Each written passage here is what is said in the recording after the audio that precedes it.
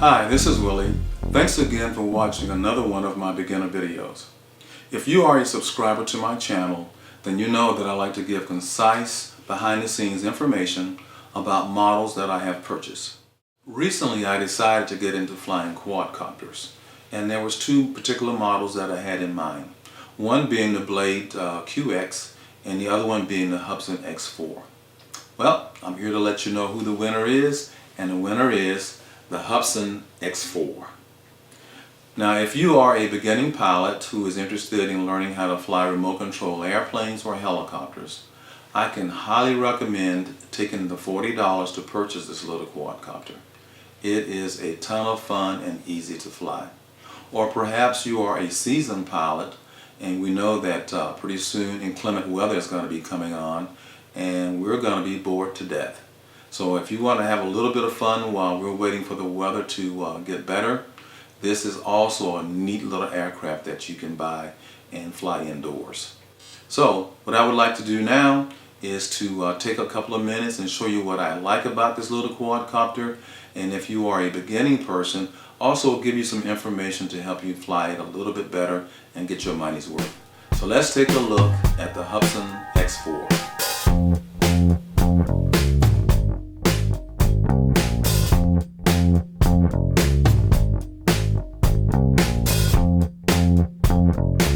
Okay, although I'm a die-hard Blade fan, one of the first things that attracted me to the X4 was its price. If you take a look at the screen now, you can see there's a great difference between it as opposed to the QX.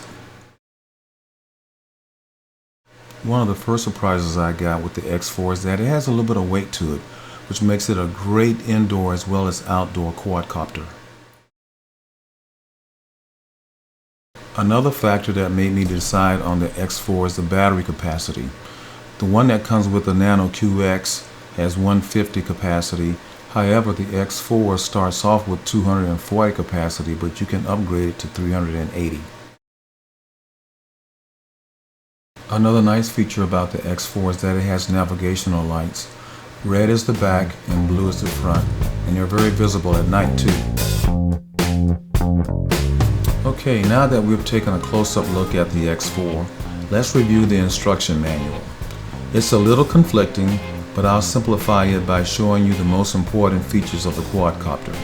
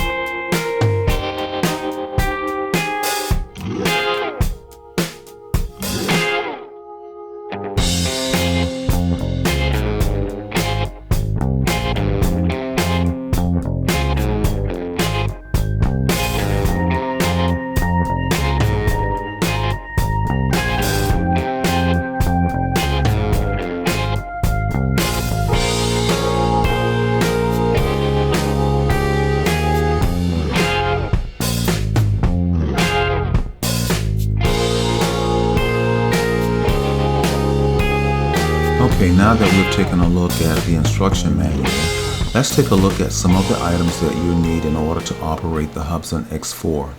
The first thing on the list are batteries, and if you look at the resource information that I have, you'll know where to purchase these.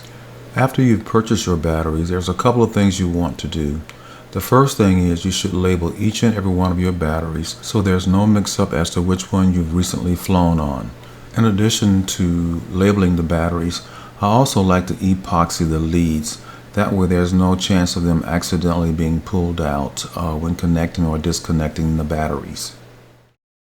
There's one point I want to mention about the two different size batteries, and that is the larger 380 milliamp batteries do not change the center of gravity on the X4, so there's no concern there.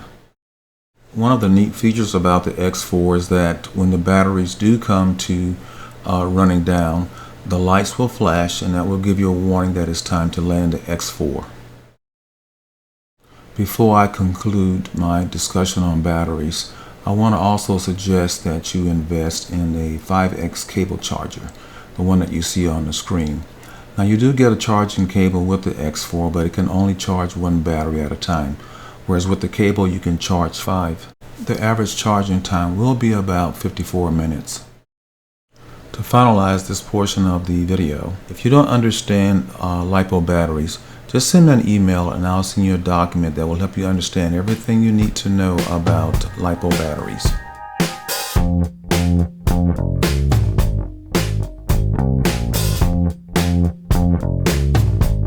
After purchasing the X4, I found there were about 4 different modifications that I needed to do, and here they are.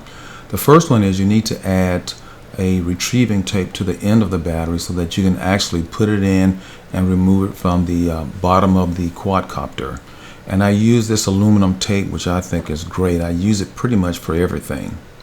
The second modification that you'll need to do is to cut a slot in the fuselage that will allow you to push the cables up a little bit higher so that the battery can go in and out a little bit easier. And after I did this, I actually used a different type glue. I used CA initially, but I found out that it didn't work very well. It took a long time to dry, and it also marred up the face on the quadcopter. So I suggest you use epoxy. And the next thing you'll need to do is to sand down the leads on the batteries. For some reason, they're very difficult to insert into the charging cables, and a little bit difficult to disconnect from the quadcopter also. So those are the only modifications that I had to do to the quadcopter.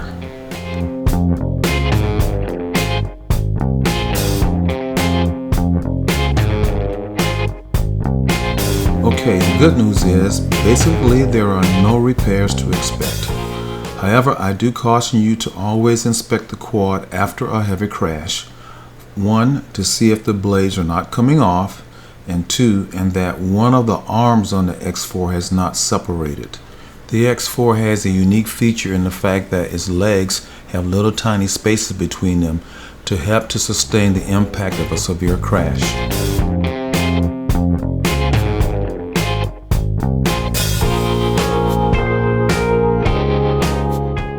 Okay, although the X4 is a small quad, it can really hang with the big boys, and that's what I like about this quad. So if you are new to flying remote control models, let's get the basics down first. I suggest that you use your initial flights to practice hovering and getting used to the controls on both sticks. So let's go to flight school. Basically, you want to start off with hovers. After that, do some left and right turns. Do some figure eights, and don't forget your spot landings and your pirouettes. I promise that if you practice these exercises every day, you'll get a handle on the X4 within a couple of days. So here's an idea where to set your flight times at. If you're using a regular battery, go for 6 minutes. And if you get the 380 milliamp batteries, I fly at 9 minutes, although I've got 10 to 11 minutes out of these batteries. So enjoy the X4. It's a perfect little quad, and I suggest you get one.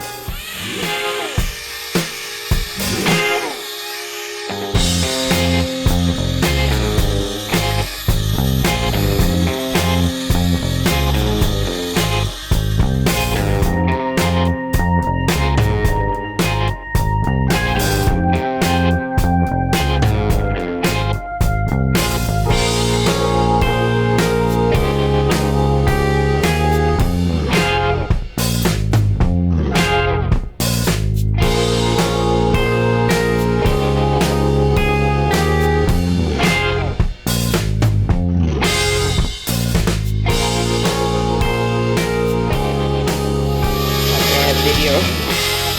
Some people get an accident on videos and it ends up on YouTube. Well, today I want to share with you a neat little